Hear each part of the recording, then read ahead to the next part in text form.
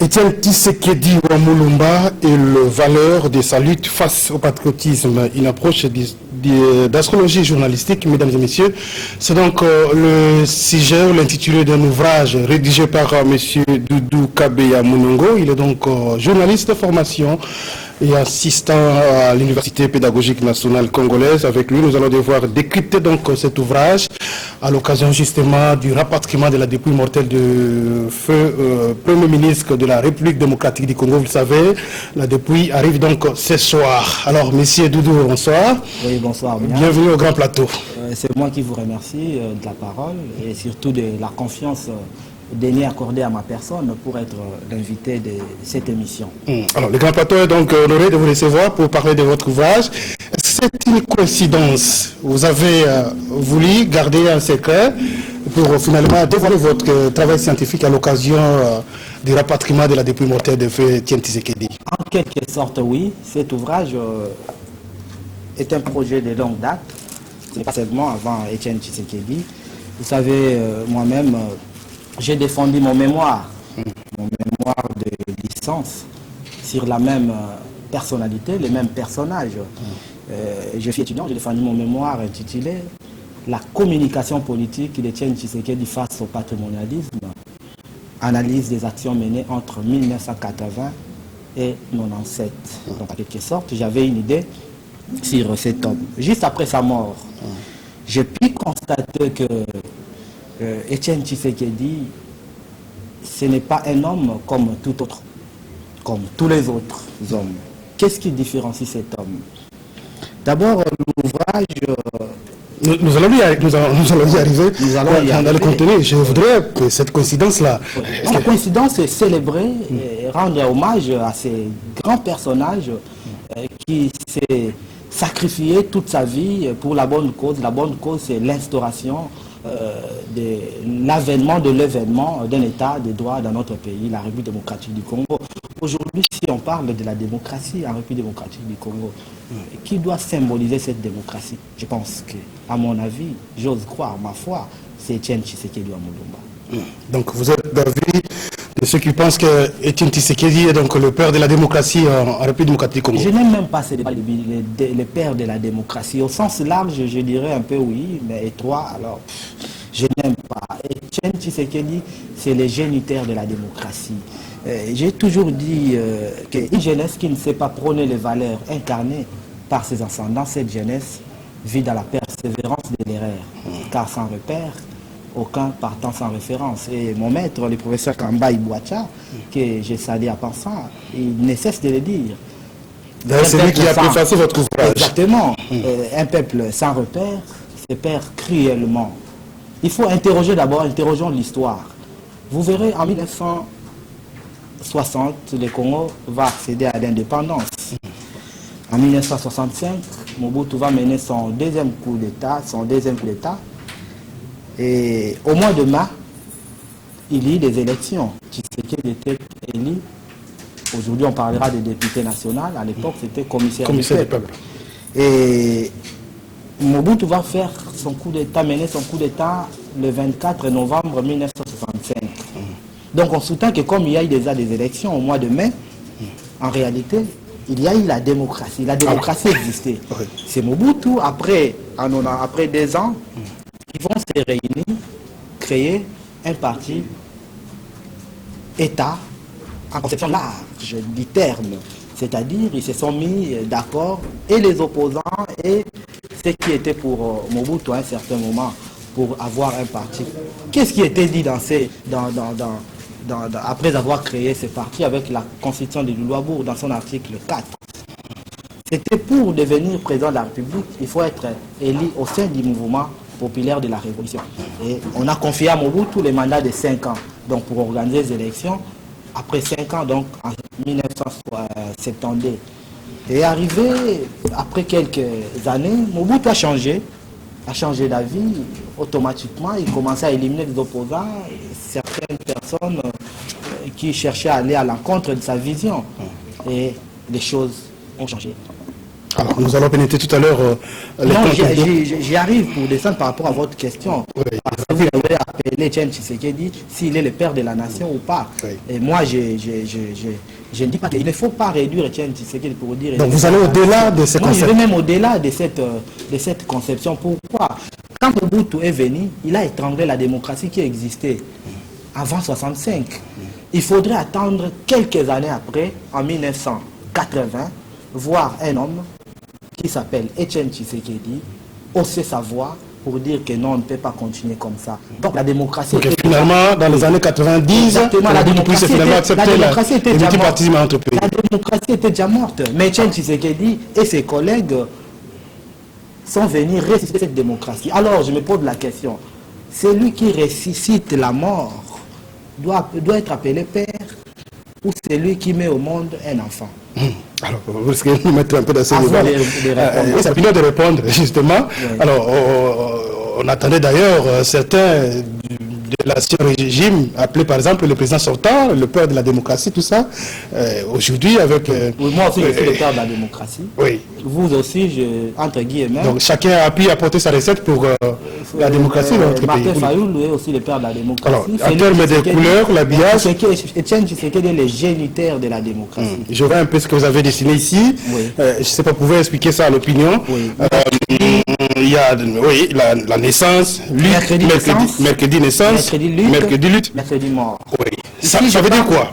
Ici, je parle du mystère du triple mercredi incarné par Etienne Tshisekedi. Si vous interrogez l'histoire, vous verrez que cet homme est enjoint par les jours de mercredi. Là, pour voir le mystère incarné par cet homme, Etienne Tshisekedi, pour voir qu'il n'est pas comme tout autre. Etienne Tshisekedi est né un certain 14 décembre 1932. Quand j'ai revu mon agenda, cela tombe le mercredi. Le même Etienne Tshisekedi, en 1958, il va adhérer officiellement au mouvement national congolais et l'acte de son adhésion va être signé... MNC de Lumumba. Oui, va être signé. C'est là où il a commencé sa politique. Il fut même conseiller. Il a occupé plusieurs fonctions au sein de ce parti. Et l'acte de son adhésion va être signé le 9 juillet 1958. Quand j'ai revu mon agenda, cela tombe le mercredi et ça sonne le début de sa carrière en tant que politicien. C'est là où il est plus connu. Le même Etienne Tshisekedi, en 1961, il sera reconnu le tout premier docteur en droit. Vous vous rappelez encore, comme Congolais. Et l'acte du jury va être signé un certain 16 août 1961. Quand j'ai revu mon agenda, eh bien, cela tombe le mercredi. Ça sonne le début de sa carrière en tant que scientifique. Il sera même nommé directeur général de l'ENDA, École nationale de droit et d'administration. Les mêmes Etienne Tshisekedi pas encore sauté plusieurs mercredis. Finalement, le mercredi a une signification particulière. Exactement. Et le même Etienne Tshisekedi, il est mort un certain mercredi. Donc c'est pas fini. C'est pas encore fini. Il y a encore plusieurs dates. Si on a encore le temps, je pouvais vous détailler les tours pour voir que cet homme, c'est une belle incarnation. Alors, finalement, vous avez toujours auprès des scientifiques pour savoir est-ce que le mercredi a une signification particulière dans la vie des scientifiques. Exactement. Moi, je suis chercheur. Je ne pouvais pas me limiter comme ça. Je suis journaliste de formation, vous venez de le dire. Je suis chercheur au Centre de recherche sur les mentalités, secrétaire permanent. Alors, je me suis posé la question, est-ce que c'était une coïncidence ou un destin? Vous voyez, moi, je ne peux pas me limiter là. Alors, je suis allé voir les astrologues qui m'expliquent exactement quel lien existe-t-il entre les astres et les comportements humains. C'est alors je vais comprendre que Etienne Tshisekedi n'était pas comme tout autre. Etienne Tshisekedi, c'était une belle incarnation. C'était un homme qui était envoyé pour une mission. La démocratie à notre pays. La mission, c'était l'installation de la démocratie dans notre pays, un état de droit. Sa mission est au-delà. Ça a été accompli ou bien... Sa mission, au-delà même de la démocratie, c'est nous mettre à l'aise. Parce que si vous lisez dans cet ouvrage, dans le chapitre 3e, ma foi, vous verrez quelque part où je parle même, je décerne son nom, Tshisekedi Mulumba. Qu'est-ce que cela signifie? Parce que les noms que nous portions, nous les êtres humains, ce ne sont que des enveloppes. Mais quand on vous donne une enveloppe, c'est les contenus qui se trouvent dedans qui importe, qui donne même l'importance de cette enveloppe. Et non même Tshisekedi a une signification particulière. Le nom de Tshisekedi a une signification, je vous dis, élevée. Quand on parle de Tshisekedi, Tshisekelela, Tshiseka, Tshisekelela, les Kassaïens vont vous dire, verbe kuseka, C'est-à-dire, Etienne Tshisekedi, c'est un endroit où, après être épuisé, après être fatigué, où on va se cacher pour se reposer. C'est celui-là, Etienne Tshisekedi. Après être épuisé, après être manipulé par la dictature atroce de Mobutu, par le patrimonialisme de tous les régimes qu'on a connus dans notre pays, il fallait que nous ayons un homme. Donc on a appelé... Alors lui ne s'est pas reposé à l'époque, hein. Il s'est battu contre la dictature de Mobutu. Exactement. Ça contraste un peu avec le nom, avec la signification que vous venez de dire. Exactement, il a compris que j'ai une mission. C'est cela, impératif de commande. Il avait une mission sur cette terre. Alors, on va rentrer dans le contenu de votre ouvrage. Vous dites, l'intitulé de votre ouvrage, c'est Etienne Tshisekedi wa Mulumba et les valeurs de sa lutte face au patrimonialisme. Excusez-moi, une approche d'astrologie journalistique. Ça veut dire quoi? Qu'est-ce que l'opinion qui nous suit en cet examen retenu de votre ouvrage? Etienne Tshisekedi et les valeurs de sa lutte face au patrimonialisme. Et ici, c'est des subordinations, des conjonctions. Voilà. Donc, cela veut dire tout simplement qu'on ne peut pas dissocier Etienne Tshisekedi et ses valeurs. S'il faut parler du nom d'Etienne Tshisekedi, évoquer ses noms, il faudrait aussi évoquer ses valeurs incarnées pour la bonne cause. La bonne cause, c'est l'instauration de la démocratie en République démocratique du Congo. Etienne Tshisekedi incarner les valeurs. Au-delà de toutes les questions, aujourd'hui, c'est que moi, j'attends aujourd'hui qu'on ne pose pas Etienne Tshisekedi était qui, était cela. Non. Moi, ce que j'attends comme question, c'est l'importance de la place de ce nom Etienne Tshisekedi en République démocratique du Congo. Là, c'est la première question. La deuxième question, c'est sa personnalité. Et puis, la troisième question, c'est les actes dans l'imaginaire collectif. Parce qu'aujourd'hui, il y a un débat. Il y a un débat maintenant entre nous. Est-ce qu'il est le père de la nation ou pas? Alors, il faudrait répondre d'abord à mesure, de répondre à toutes ces trois questions pour affirmer ou infirmer si Etienne Tshisekedi était le père de la démocratie ou l'héros national ou pas. Alors, vous répondez comment à ces questions vous-même? Oui, Etienne Tshisekedi, aujourd'hui, il symbolise la démocratie dans notre pays. Vous l'avez dit au début de cette émission, alors. Est-ce qu'elle mérite-t-il d'être appelé aujourd'hui, élevé héros national? Oui, mais il faut d'abord se poser la question, parce que nous, aujourd'hui, on parle de la démocratie, aujourd'hui, on parle d'un État démocratique. Or, si vous allez dans d'autres pays, comme la France, les États-Unis d'Amérique, ainsi de suite, si vous allez aux États-Unis d'Amérique, on parle d'un certain cow-boy qui symbolise la démocratie des États-Unis d'Amérique. On parle d'un certain Lincoln qui a défini la démocratie selon laquelle le pouvoir du peuple par le peuple pour le peuple. Alors nous, en République démocratique du Congo, on veut instaurer quelle démocratie? Selon la France, selon les États-Unis d'Amérique, selon l'Allemagne ou selon qui? Alors, selon vous, la démocratie doit être à la congolaise et non à l'américaine. Si la démocratie... Donc il ne faut pas copier la démocratie occidentale. Si la démocratie doit être à la congolaise, ne doit pas être le pouvoir du peuple par le peuple pour le peuple. La démocratie doit être tout simplement le respect de la dignité de l'autre. Quand l'un sait respecter la dignité de l'autre, c'est cela la démocratie. Et c'est cela la vision de Etienne Tshisekedi. Et non la vision de l'icône. Parce que nous vivons notre réalité. Les États-Unis d'Amérique ont vécu leur réalité, la France a vécu. Donc on peut être au pouvoir, déborder même son mandat, si on respecte la dignité de son semblable, donc ça peut poser aucun problème. Mais comment on peut... on peut faire 20 ans au pouvoir, pourvu qu'on respecte la dignité humaine. La dignité de l'autre va de pair avec le respect des lois de la République. Quand on ne sait pas respecter les lois de la République, mais... on est contre la dignité de l'autre. Alors, quelles sont ces valeurs-là défendues du vivant de Etienne Tshisekedi? Qu'est-ce que ces valeurs qui peuvent servir aujourd'hui de référence pour la population congolaise, pour l'opinion de façon générale? Non, les valeurs sont claires. Qui est incarné Etienne Tshisekedi. D'abord, les premières valeurs, c'est dire ce que les autres pensent tout bas. Nous avons vécu dans notre pays à une certaine époque. Approchez-vous de votre micro. Donc nous avons vécu dans notre pays à une certaine époque où aucun politicien pouvait hausser sa voix. Tout le monde faisait des messes basses pour être contre Mobutu, mais c'est celle Tshisekedi qui a haussé la voix. Tshisekedi incarne contre la peur. Il veut dire aux Congolais, n'aie pas peur, enlever la peur. Et quand il y a cette valeur de résistance? Exactement, exactement. On parle aussi de l'intransigeance, où il est intransigeant, tout. Non. C'est un homme qui était contre la légèreté politique. Pour Etienne Tshisekedi, être léger dans la politique. C'est quelqu'un qui savait défendre les valeurs démocratiques. Il faut connaître vos droits. Quand tu connais tes droits, il faut savoir aussi les réclamer. Et voilà pourquoi il a défendu la vérité des urnes jusqu'à sa mort. Hein. Oui, c'est tout à fait normal. C'est un peu le combat incarné aujourd'hui par l'idée de l'amour à notre homme. Entre guillemets, ce n'est pas un péché. Chacun a sa... Alors, dans cet ouvrage, que je viens de découvrir sur le champ, vous faites des constats. Oui. Pouvez-vous nous parler un peu de ces constats que vous établissez dans cet ouvrage? Exactement, les premiers constats m'apparaissent un peu bien connus par un bon nombre de nos compatriotes.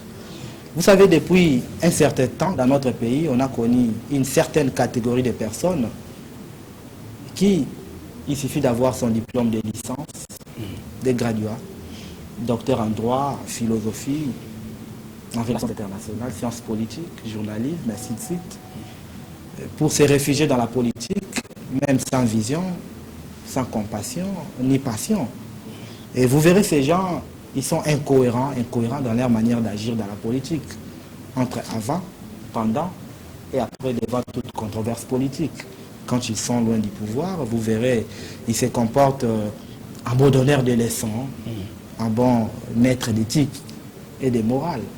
Mais face à une quelconque proposition d'y mieux vivre de soi, vous verrez les gesticulations verbales trouvent ces belles assiettes pour dire aux autres, la politique de la chaise vide ne paye pas, qui peut mieux combattre que celui qui est dans les systèmes. On en a entendu ce genre de choses depuis notre enfance jusqu'à aujourd'hui. On aurait cru que c'était fondé, c'était une réalité. Or, c'était une manière de se justifier après être corrompu. Mais laissez-moi vous dire qu'au jour d'aujourd'hui, l'hypothétique a changé de direction. Au nom des valeurs, on voit les gens quitter les régimes là où il y a des milliards, là où il y a des propositions de millions pour combattre du dehors.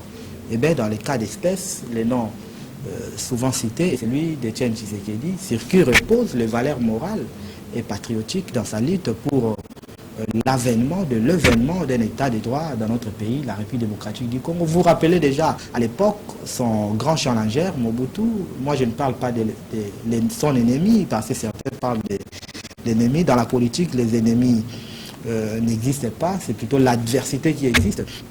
Si vous lisez encore l'ouvrage de mon aîné, Dieudonné Ilunga Mpunga, qui a bien écrit avant moi sur Etienne Tshisekedi, dans son ouvrage écrit, intitulé Etienne Tshisekedi, l'essence d'un combat. Si vous faites cet ouvrage dans sa page 179, vous verrez où Mobutu dit clairement qu'il reconnaît en Tshisekedi le seul opposant et il avait toute son estime. Naguère. Ça, vous l'avez mentionné dans votre ouvrage, à la page 179. Exactement. Naguère, le président sortant, Joseph Kabila, après juste la mort de Etienne Tshisekedi, l'a prouvé. Pour dire, en adressant son message de condoléances et de sympathie à la famille tant biologique et politique d'Etienne Tshisekedi, pour affirmer qu'Etienne Tshisekedi, il retenait de cet homme un grand combattant de la démocratie, quelqu'un qui a combattu pour la bonne cause, entre guillemets. C'est le premier constat. Alors, le deuxième constat. Oui. Alors, si ses propres adversaires arrivent à reconnaître ces valeurs, et pourquoi pas nous la jeunesse, soyons clairs, nous la jeunesse qui sommes appelés à diriger aujourd'hui, nous la jeunesse qui sommes appelés à diriger demain, et je ne cesse de le dire, qu'une jeunesse qui ne sait pas prôner les valeurs incarnées par ses ascendants, eh bien cette jeunesse persévère dans les rêves. Est-ce que c'est un peu ça qui fait l'unanimité? Sans repère, vous le savez bien, aucun partant sans repère. Est-ce que c'est un peu ça qui fait l'unanimité autour de ces obsèques? Aujourd'hui, on voit toutes les couleurs politiques, tendances politiques. Exactement. Aujourd'hui, vous croyez quoi? Je vais vous dire une chose, vous révéler une chose. Notre classe politique, même Tshisekedi a accusé de notre classe politique des complaisances. C'est-à-dire, quand on est aujourd'hui contre telle ou telle personne, on oublie tout, même ses valeurs incarnées. Mais aujourd'hui, personne ne peut être à l'encontre de ce que Tshisekedi a fait dans notre pays. Personne. C'est pourquoi aujourd'hui, même sa mort est célébrée. Comme vous ne pouvez pas penser. Que direz-vous à ceux-là aujourd'hui, quand j'ai observé mon pays, la capitale aujourd'hui, depuis que je suis né, je n'ai jamais vu la mobilisation. Est-ce que ce n'est pas aussi par rapport à l'accession de son fils à la magistrature suprême? Non, d'abord... Est-ce que ça aura été autant à l'époque s'il était rapatrié pendant que Kabila était encore dans les affaires? Etienne Tshisekedi était célèbre, son fils n'était pas encore né. Etienne Tshisekedi était célèbre, son fils n'était pas encore président de la République. Et après sa mort, vous voulez qu'Etienne Tshisekedi soit célèbre? C'est incohérent. Alors, que répondez-vous maintenant à ceux qui pensent qu'à l'époque déjà, Etienne Tshisekedi semblait faire le double G. Il était à la fois proche de Mobutu, du pouvoir, et à la fois, il s'est montré comme défenseur du peuple. Exactement. Dans cet ouvrage, j'ai évoqué ça dans le 3e chapitre. Comprendre Etienne Tshisekedi, c'est comprendre les 5 étapes. C'est là où il était mal compris. Etienne Tshisekedi, d'abord, c'est un résistant. Qu'est-ce qu'il voulait dire? Etienne Tshisekedi était dans la lignée de Jésus-Christ. Vous vous rappelez? Et vous approchez encore, hein? Oui, à gauche, donner l'autre jour. C'était un message de la résistance pour Jésus-Christ. Etienne Tshisekedi était aussi résistant pour vous dire, quelles que soient les intimidations, quel que soit l'emprisonnement, quelle que soit l'humiliation, restez toujours résistant jusqu'au bout. Là, c'est les premiers résistants. Le deuxième élément, Etienne Tshisekedi a combattu pour faire comprendre les autres que quand on veut lutter dans la politique, quand on veut s'engager dans la politique, l'autre n'est pas votre ennemi. L'autre n'est pas votre ennemi. Etienne Tshisekedi a prôné la non-violence. Dans la non-violence... Vous pouvez vous combattre la journée, le soir, vous pouvez vous retrouver ensemble. C'est ça? Mais s'il faut vous retrouver dans un restaurant en train d'évaluer ce que vous voulez te dire. S'il faut vous retrouver dans un restaurant pour faire comprendre à l'autre le mal qu'il commet pendant la journée, tant mieux. Parce qu'aujourd'hui, quand on voit quelqu'un qui est au pouvoir en train d'échanger avec un opposant, on se dit, oh, il a trahi le peuple. Vous savez quoi? C'est pas ce qu'il faisait Tshisekedi? Non. L'époque où Etienne Tshisekedi a combattu la dictature, on n'avait pas ces moyens qu'on a aujourd'hui, entre guillemets, l'audiovisuel, ainsi de suite. Vous voyez? La communication notamment. Oui. Etienne Tshisekedi, dans sa lutte, qu'est-ce qu'il a fait? Lui était toujours... Il aimait toujours rencontrer, approcher son adversaire, faire comprendre à son adversaire que ce que tu es en train de faire n'est pas bon. Alors, vous étiez en train d'établir le premier constat. Il ne voulait pas aller dans un plateau de télévision pour dénoncer ce que l'autre faisait. Ça allait aboutir à quoi? Ça allait aboutir à quoi? Si moi je constate que Félix Etienne Tshisekedi agit à l'encontre de ma vision, mais tant mieux aller les voir, les dire interpersonnellement. C'est celui-là, Etienne Tshisekedi. Au lieu d'aller sur un plateau de télévision, dire, parce que même un être humain, il ne peut pas accepter d'être humilié. Vous voyez un homme comme notre président actuel, le président Félix Tshisekedi, devant son poste téléviseur, regardez un homme qui est en train de dénoncer même ceux qui ne devaient pas être dénoncés, reprocher ceux qui ne devaient pas être reprochés pose problème. À la télé. C'est pas aussi de dénoncer. Hein. C'est mieux d'aller... Dénoncer et passer aussi à l'acte. Exactement. Mais c'est ce qui manque pour la plupart des cas dans les chefs de nos... Exactement, c'est ça maintenant les problèmes dans notre pays. On ne sait pas. Vous voyez. Alors, on va aller rapidement, monsieur Doudou Kabeya Mounongo, auteur de cet ouvrage que nous sommes en train de décrypter ce soir. Vous avez établi des constats. Ça, c'est le premier jusque-là. Les seconds rapidement, parce qu'il nous reste 5 minutes. Les seconds, c'est qu'on en a déjà parlé, je pense, parce que j'ai pu révéler que Etienne Tshisekedi était enjoint par les jours de mercredi. Donc, il est né un certain mercredi. C'est le mystère... Le mystère du tout le mercredi, et toute sa lutte dominée par les jours de mercredi. Il sera mort un certain mercredi, et j'aurais souhaité qu'on puisse l'enterrer un certain mercredi, ce qui n'est pas le cas. Alors, la Bible, sur ce point, je pense que la Bible est claire, mon peuple est péri par faute de connaissances. La Bible ne parle pas de manque, à un certain niveau. parle de fautes et connaissances. Vous aurez dû prévenir déjà, peut-être alerter l'opinion. Non, que j'en ai fait avec... Cela pouvait avoir un impact sur... J'en ai fait avec certains politiciens, certaines de nos autorités, même qui sont aujourd'hui. Vous voyez les livres préfacés par le professeur Jean Kambaï Bouacha, et puis portent des postfaces. La postface a été assurée par Jean-Marc Kabounda Kabound, qui est aujourd'hui le premier... Le premier vice-président de l'Assemblée nationale et le président de l'UDPS. Voilà. À l'époque, quand il a rédigé cette postface, il était le secrétaire général. Le secrétaire général intérimaire de l'UDPS, juste après la mort de Etienne Tshisekedi. Il a accepté mon projet. Et puis la postface est assurée par Albert Moleka. Vous avez dit quoi dans les échanges avant qu'il fasse... qu'il mette quelque chose dans votre ouvrage? Non, vous avez quelque chose? Il a été intéressé de vos recherches? Mais est-ce que quelqu'un peut mettre sa plume, peut dresser sa plume dans un quelconque texte sans pour être convaincu? Je crois que ce sont des grands politiciens quand même de notre pays. Alors, il y a combien de chapitres? Il n'y en a pas ici. Oui. Rapidement, pouvons-nous passer un peu en résumé chaque chapitre? Qu'est-ce qu'on peut retenir de chaque chapitre? Déjà, les tout premiers, je parle d'une lutte valéreuse face au patrimonialisme. Entre guillemets, je vais en citation, en abordant le leadership distinctif incarné par Etienne Tshisekedi. Et puis le deuxième chapitre, je parle d'une conception préliminaire de l'approche